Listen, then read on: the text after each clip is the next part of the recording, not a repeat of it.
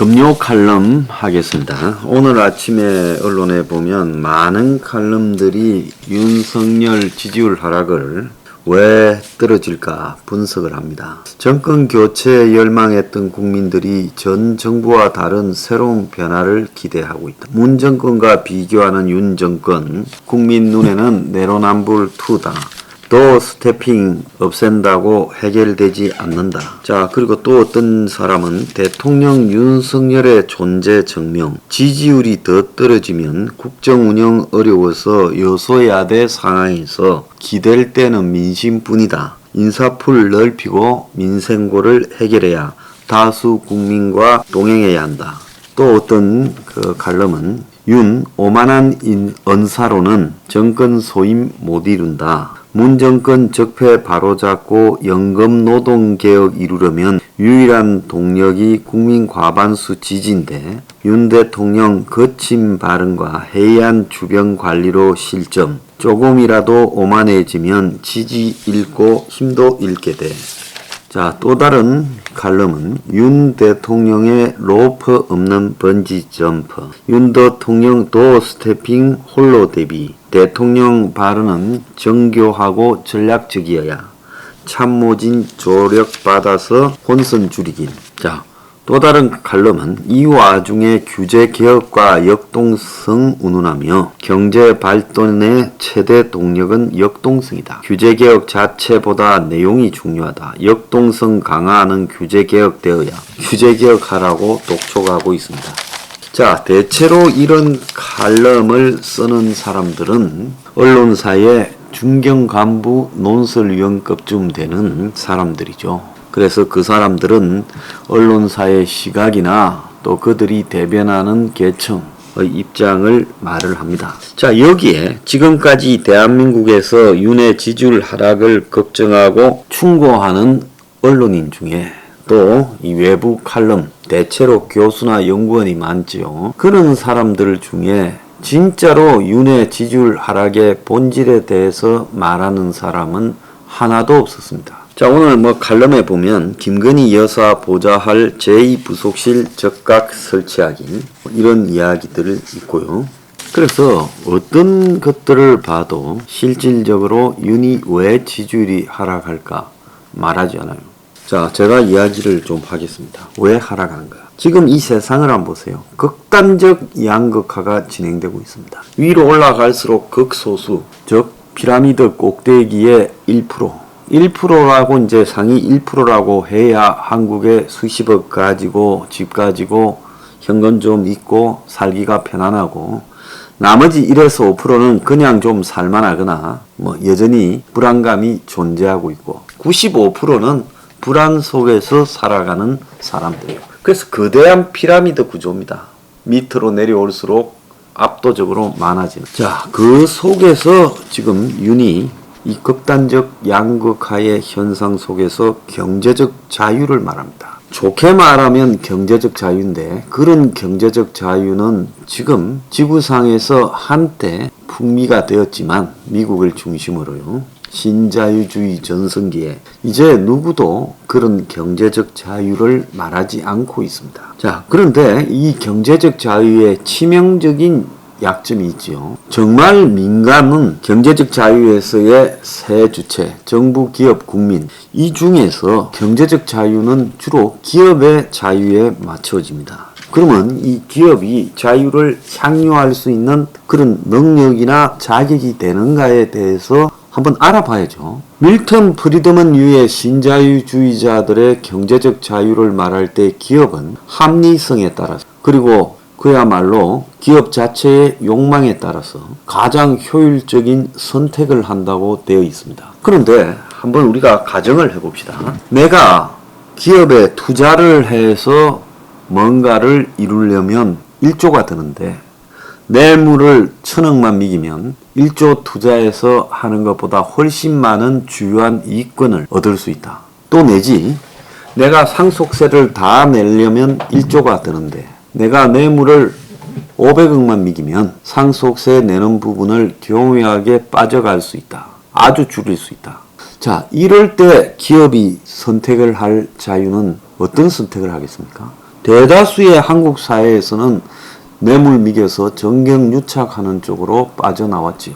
다만 그 수사에 그냥 적당히 덮어버렸기 때문에 그것이 대가성 뇌물이었다라는 부분을 국민들이 크게 알지 못하지. 사실은 대가성 뇌물이 확실하죠. 그래서 어떤 사안에 대해서 규제를 완화해 달라고, 아니면 어떤 사안에 대해서 특혜를 달라고, 어떤 사안에 대해서 세금을 내지 않게 해달라고, 어떤 사안에 대해서 부자 간의 상속이 자연스럽게 되어갈 수 있도록 탈법을 묵인해 달라고, 그렇게 뇌물을 갖다 먹이는 겁니다. 내 말 틀렸습니까?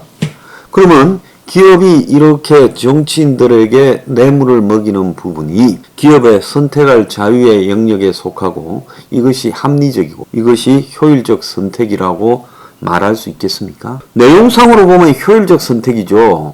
1조가 들어갈 걸 1000억이나 500억으로 커버가 되면 굉장히 효율적이고 싸게 막는 거 아니겠습니까? 옛날에 초반에 누가 이런 이야기를 하더만요. 과거 보수 정권에 10배가 들었는데 좌파 정권 들어오니까 10분의 1이 내려가더라. 효율입니까 이게? 그래서 기업이 효율적 선택을 한다, 합리적 선택을 한다라는 명분하에 이런 선택을 했을 때 이것은 밀턴 프리드먼이 말한 선택할 자유에 해당되는 대목입니까? 아닙니까? 밀턴 프리드먼 이후의 신자유주의자, 하예크 이후의 신자유주의자에게는 법이 없습니다.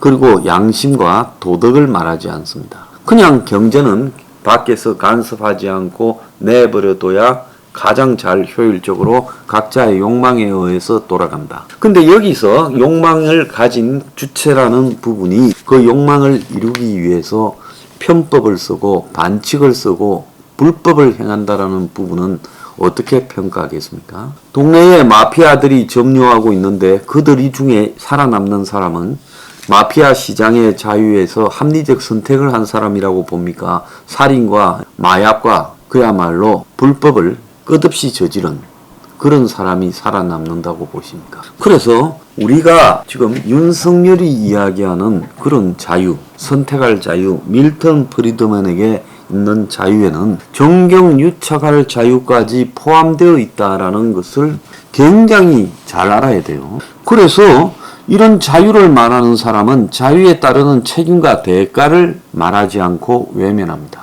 정경련에서 언제 정경련 산하 대기업들이 기본적으로 우리는 자유를 주장하지만 그 자유에는 뇌물을 먹여서는 안 되고 이 사회에 법과 원칙을 준수하는 최소한의 양심과 도덕을 준수해야 되고 탈법을 해서는 안 된다고 말하는 거 보셨습니까? 그냥 약육강식, 살아남는 자가 이기는 자다라는 식의 수단과 방법을 가리지 않고 살아남을 자유, 살아남기 위해서 뇌물과 정경유착을 할 자유, 이런 것들을 말하지 않습니까? 그러면 기업에 있어서요, 한번 보세요. 중소기업이 정말 기술을 갖다가 하나 개발했는데 시장의 자유에 따르면 그 특별한 기술이 가진 중소기업이 성장해야죠. 소비자에게 어필되어서. 그런데 대기업이 이 중소기업을 기술을 뺏어버립니다. 교묘하게 끌어가지고요. 자, 그럴 때 그 기술을 뺏긴 중소기업에게는 어떤 자유가 있습니까? 자유가 있기는 합니까? 그래서 제가 이야기를 하는 거는 윤석열이 왜 이 모양인가라는 부분에 대해서 수많은 충고들을 언론사 간부들과 교수들이나 한국의 먹물들이 하고 있지만 그 먹물들의 말 속에 본질은 외면하고 있다는 거예요. 그 먹물들은 전부 스스로가 신자유주의자입니다. 한국의 기득권 상류층을 물어보세요. 신자유주의자 아닌 사람이 어디 있는가? 신자유주의라는 것은 다르게 말하면 기득권주의입니다. 내 말 틀렸습니까? 그러니까 이 기득권주의에 입각해서 규제 완화를 외치고 세금 감면을 이야기하고 있는 자를 위한 정부만을 말을 하니까 국민 대다수는 없는 자입니다. 그러니까 95%의 없는 자들이 자꾸 있는 자만 위하는 윤석열의 발언에 대해서 이게 뭐냐? 정경유착 정부냐라고 의심하는 거고, 그럴 때 아니게 딱 터졌죠. 한국 최대의 한방병원 그룹, 병원 재벌이죠. 그 집의 딸이 민간인 신분으로 1호기를 타고 스페인을 갔다 왔다 했다. 자, 국민들 어떻게 느끼겠어요? 근데 그 딸 남편은 청와대 인사비서관이다. 그 둘 소개는 윤석열이 했다. 그리고 이 딸은 김건희의 의정과 일정을 관장했다. 자, 이렇게 되면 당연히 사람들은 뭐라고 생각하겠습니까? 이렇게 가까운 사이라면 딸도 한때 얼마씩 전까지 한방병원그룹 자회사 대표였다. 그리고 자회사의 글로벌 아카데미 원장이었다. 자, 이렇게 되면 말할 필요가 없는 거예요. 그러지 않습니까? 자, 그래서 지지율이 갖은 수를 써도 안 되는 겁니다. 요즘 보니까 굉장히 건성을 발휘하고 또 성질을 발휘하더라고요. 이게 전성과 성질로 될 문제입니까? 자, 그래서 내가 이야기를 하는 거는 저는 정경유착 비리기업은 그 경영자를 퇴출시켜야 된다고 봅니다. 그거는 기업끼리의 능력에 의한 경쟁을 그야말로 정경유착으로 뛰어넘어 버리는 거예요. 그러면 성실하게 노력하는 기업인은 뭐가 됩니까? 이거는 그야말로 진짜 신자유주의에서의 자유를 방해하는 거죠. 상대방은 남들 팔은 다 묶어놓고 발도 다 묶어놓고 나 혼자만 자유롭게 뛴다라는 것밖에 더 됩니까? 그래서 저는 이 정경유착 기업은 그 오너들을 경영권을 뺏어서 퇴출시켜야 된다. 그래서 원 스트라이크 아웃으로 해버려야 된다. 정경유착을 한번 저지른 집안은 아예 퇴출시켜버리고 주식을 다 팔게 하고 강력하게 처벌해야 된다. 이렇게 생각합니다. 그래야 대한민국이 정상국가가 된다. 자, 그리고 국민들이 윤을 바라보는 관점에서 왜 지지율이 낮은가? 오늘 저처럼 이야기한 사람이 하나라도 있던가요? 그렇지만 저는 대놓고 이야기하죠. 뭐가 아쉬워서 이런 말조차도 못하게. 그래서 본질은 이거예요. 근데 전부 엉뚱한 충고를 하고 자빠졌습니다. 자, 잘 생각해 보기 바랍니다.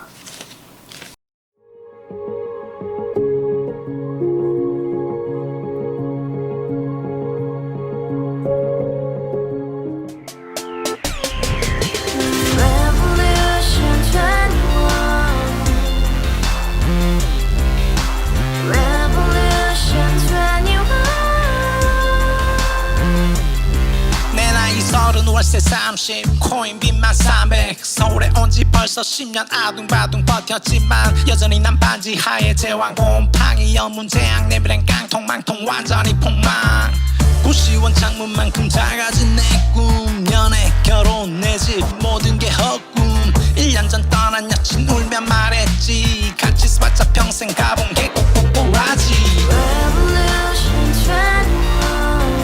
가바후스 700 나도 소유주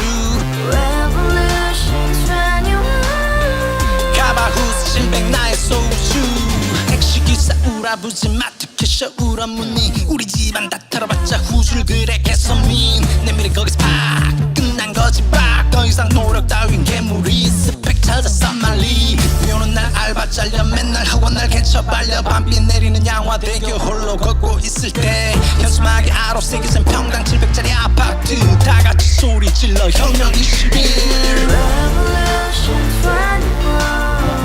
가바후스 700 나도 소유주 가바후스 700 나의 소유주 live together in the house, brand new day, and your dream had just begun. Revolution 21, only open happiness. 너의 곁에 내가 영원히 함께. 지금까지 정치인들 입만 열면 찝찝찝 개소리 멍멍멍 쳐다 하면